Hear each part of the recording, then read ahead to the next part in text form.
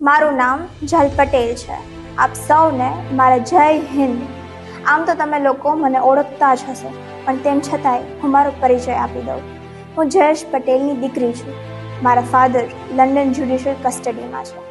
તેમના પર ભારત સરકારથી પ્રત્યાર્પણનો કેસ ચાલી રહ્યો છે. મારા ફાધર અને રિલાયન્સ કંપનીના ડાયરેક્ટર પરિમલ નથવાણી અને જામનગરની પૂનમ માડમને ઘણા સમયથી રાજકીય દુશ્મનાવટ ચાલે છે. હું અત્યારે આ વિષય પર નહીં જાઉં, હું મારી વાત આગળ વધારીશ. હું આપ સૌને સોશિયલ મીડિયાના માધ્યમથી એક એવી વાત કરવા માંગુ છું જે તમે લોકોએ ક્યારેય નહીં સાંભળી હોય અને સાંભળનારે ક્યારેય વિચાર્યું પણ નહીં હોય. આ જે ઘટના થઈ રહી છે એ વાત છે મોદી અને અમિત શાહના ગુજરાતની. એક સાથે જામનગર જિલ્લાના લોઠિયા ગામના મારા સહિત મારા પરિવારના 21 લોકો આત્મહત્યા કરવાના છે. મિત્રો, અમે શું કામ આત્મહત્યા કરવાના છે એ જાણવું ખૂબ જ જરૂરી છે.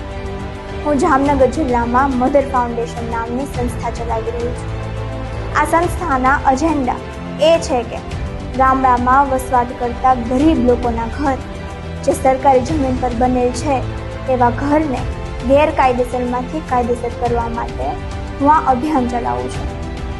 ભાજપની સરકાર તેમના મકાન ના પાડી નાખે તેના માટે અમે ગરીબ માણસોને કાયદાકીય મદદ કરીએ છીએ અને ગામડાના ગરીબ માણસોના ઘરને કાયદેસર કરવા માટે ગામડાના માણસનું ઘર ક્યાં સર્વે નંબરમાં આવેલ હોય તે સર્વે નંબરની માપણી કરી ગરીબ માણસના ઘરનો નકશો બનાવી કાયદાકીય અરજી કરી કલેક્ટરને આપી છે. મિત્રો, અમે જે આ ગામડાની અરજી કરી છે તેમના ઘર રેગ્યુલાઇઝ કરવા માટે, આ અરજીમાં અમે આપણા ભારત દેશનું આર્ટિકલ 14નું ઉલ્લેખ કરી છે કે રિલાયન્સ કંપનીને જામનગર જિલ્લાના ખાવડી ગામમાંથી 300 વીઘાથી પણ વધારે સરકારી ખરાબો મળી શકે રિલાયન્સ કંપનીને ટાઉનશીપ બનાવવા માટે. તો ગામડાના ગરીબ માણસને કેમ નહીં? આપણા ભારત દેશમાં કાયદો બધા માટે સરખો છે. તે પછી ગામડાનો ગરીબ માણસ હોય કે રિલાયન્સ કંપનીનો ચેરમેન. રિલાયન્સ કંપનીને ટાઉનશીપ બનાવવા માટે સરકારી ખરાબો સરકાર આપી શકે, તેમને મળી શકે, તો પછી ગામડાના ગરીબ માણસને કેમ નહીં? આ મુદ્દા પર હું મધર ફાઉન્ડેશનમાં અભિયાન ચલાવું છું. આ અભિયાન અંતર્ગત મેં 4 જિલ્લામાંથી 2000થી પણ વધારે લોકોના, જે ભાજપની સરકાર તેમના ઘર પાડી નાખવાની હતી તેવા લોકોના ઘર મેં બચાવ્યા છે. જેમાં 4 જિલ્લાનો સમાવેશ થાય છે: જામનગર, પોરબંદર, અમરેલી, જૂનાગઢ. જામનગરના પૂનમ માડમ મને એવું કહે છે કે તમે ગામડાના ગરીબ લોકોની જે અરજી કરો છો તે અરજીમાં રિલાયન્સ કંપનીનું નામ ના લખો. તેના બદલે તમને કંઈ આર્થિક જરૂરત હોય તો કહેજો, નહીં તો હું તમારા ઉપર ખોટી ફરિયાદ કરાવીશ. મેં કીધું, અમે ગામડાના ગરીબ લોકોના ઘર બચાવવા માટે અભિયાન ચલાવીએ છીએ. આ અભિયાનમાં અમે 2000થી પણ વધારે લોકોના ઘર બચાવ્યા છે, તેમનો આશરો બચાવ્યો છે. આ અભિયાનમાં અમારો કોઈ અંગત સ્વાર્થ નથી. પૂનમ માડમે કહ્યું, એમાં કાંઈ ના હોય, હું જે બંગલામાં રહું છું તે મને પરિમલ નથવાણીએ જ આપેલ છે અને મારી જે ઓફિસ છે તે પણ મને ધનરાજે જ આપેલ છે. મિત્રો, વિચાર કરો, પૂનમ માડમ જે બંગલામાં રહે છે તે પણ રિલાયન્સ કંપનીનો છે, જે ઓફિસમાં બેસે છે એ પણ રિલાયન્સ કંપનીની છે. ભાજપ, કોંગ્રેસ, આમ જનતા જાણે છે પૂનમ માડમ અને પરિમલ નથવાણી વચ્ચે શું સંબંધ છે. અત્યારે હું એમાં કાંઈ નહીં બોલું.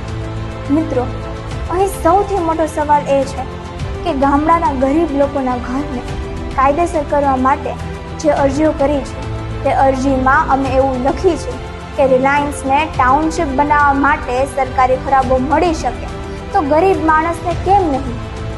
મિત્રો, આ મુદ્દો અરજીમાં લખવો ગુનો છે. જામનગરની એલસીબી, જામનગરના પીઆઈ એવું કહે છે કે હા, આ ગુનો છે. ગરીબ માણસની અરજીમાં રિલાયન્સનું નામ લખવું તે ગુનો છે. જામનગરના ડીવાયએસપી ઝાલા પણ એવું માને છે કે આ ગુનો છે. પૂનમ માડમ પણ એવું માને છે કે આ ગુનો છે. મિત્રો, મારે તમને પૂછવું છે, શું આ ગુનો છે? અમે ગામડાના માણસને કાયદાકીય મદદ કરવા અભિયાન ચલાવીએ છીએ. તે અભિયાનને બંધ કરાવવા માટે જામનગરની પૂનમ માડમ અને જામનગરની પોલીસ અમારા પરિવારના સભ્યો ઉપર ખોટા ગુના નોંધી કસ્ટડીમાં લઈ જાય માર મારે છે. 26/9/2025 વહેલી સવારે 4:04 જામનગરની પોલીસ અમારા ગામડે જઈ મારા દાદા દાદી જ્યાં રહે છે ત્યાં સવારે 4 વાગે મારા દાદા દાદીને ઉઠાડી પગના તળિયામાં પટ્ટાથી માર મારે. શું મિત્રો આ પોલીસની ગુંડાગીરી નથી? મિત્રો આપણે સૌએ વિચારવાની જરૂર છે. આપણી પોલીસે આપણું રક્ષણ કરવાના બદલે આપણા પર અત્યાચાર કરે તો આપણે કોના પાસે જવું? જ્યારે રક્ષક ભક્ષક બને ત્યારે આમ જનતાએ જાગૃત થવાની જરૂર છે. મિત્રો મારા કાકા પર પોલીસે 26/9/2025 વહેલી સવારે 5:30 ગુનો નોંધેલ અને પોલીસ વહેલી સવારે 4 વાગે અમારા ગામ જઈ મારા દાદા દાદીને માર માર્યો. અહીં એક વાત વિચારવાની છે. સુરતમાં 24/5/2019 તક્ષશિલા આરકે ટ્યુશન ક્લાસમાં લાગેલ આગમાં 22થી વધારે દીકરા દીકરીઓએ પોતાનો જીવ ગુમાવ્યો માત્ર તંત્રની ઘોર બેદરકારીના કારણે. 25/5/2024 રાજકોટમાં ગેમ ઝોનમાં લાગેલ આગ કાંડમાં 28થી વધારે લોકોએ પોતાનો જીવ ગુમાવેલ માત્ર તંત્રની ઘોર બેદરકારીના કારણે. આ ઘટનામાં રિલાયન્સ કંપની કે પૂનમ માડમના સંતાનો નહોતા. આવી ઘટનામાં નિર્દોષના જ જીવ ગયા છે માત્ર ભ્રષ્ટ તંત્રના હિસાબે. મિત્રો આવી ઘટના બન્યા પછી પણ આપણે ભ્રષ્ટ IPS અને IAS તેમજ નેતા સાથે ફોટા પાડી અને આપણી જાતને ગર્વ અનુભવીએ છીએ. મિત્રો આવા લોકો સાથે ફોટા ન પડાય. જે ગુનો મારા કાકા પર 26/9/2025 નોંધાણો તે ગુના હેઠળ તેમની ધરપકડ કરી 28/9/2025 જૂનાગઢના મેંદેડા ગામથી અને 29/9/2025 મારા કાકા ધર્મેશને જામનગર સિટી A ડિવિઝનમાં લઈ ગયા. હું અને મારા મમ્મી અમે જામનગર સિટી A ડિવિઝનમાં મારા કાકાને મળવા ગયા, જ્યાં અમે સિટી A ના PI નિકુંજ ચાવડાને મળ્યા. મિત્રો આ PI એ જે મને કહ્યું એ સાંભળવા લાયક છે. તું રિલાયન્સ કંપની અને પૂનમ માડમ વિરુદ્ધ જે વિડીયો બનાવસ તેવા વિડીયો બનાવવાનું બંધ કરી દે, નહીતર તને ગમે તે કેસમાં નાખી દેશું. મિત્રો મેં નિકુંજને કીધું કે સર, કાલ કોઈ કેસમાં ખોટી રીતે મને આરોપી બનાવી દેતા હોય તો આજ બનાવી દો. અને વિશેષમાં મેં કીધું, જીએંગે તો સિર ઉઠા કે જીએંગે, બુઝદિલ की तरह जीना हमें मंजूर नहीं. નિકુંજ ચાવડાને પૂછ્યું અને વિશેષમાં મેં નિકુંજ ચાવડાને પૂછ્યું પણ શું રિલાયન્સ કંપની વિરુદ્ધ બોલવું તે ગુનો છે? તો એ કીધું કે ના, ગુનો તો નથી, પણ તમે જે ગામડાની અરજીઓ કરો છો તેમાં રિલાયન્સનું નામ લખવાનું બંધ કરો. મેં PIને પૂછ્યું તમારે અને કંપનીને શું લેવા દેવા? અને બીજું પણ કીધું પોલીસની વર્દી જનતા માટે પહેરી છે તો દલાલી રિલાયન્સ અને પૂનમ માડમની શું કામ કરો છો? મિત્રો જ્યાં પોલીસમાં જ ભ્રષ્ટાચાર કરનાર અધિકારીઓ હોય ત્યાં સુધી આમ જનતા કોની પાસે જાય?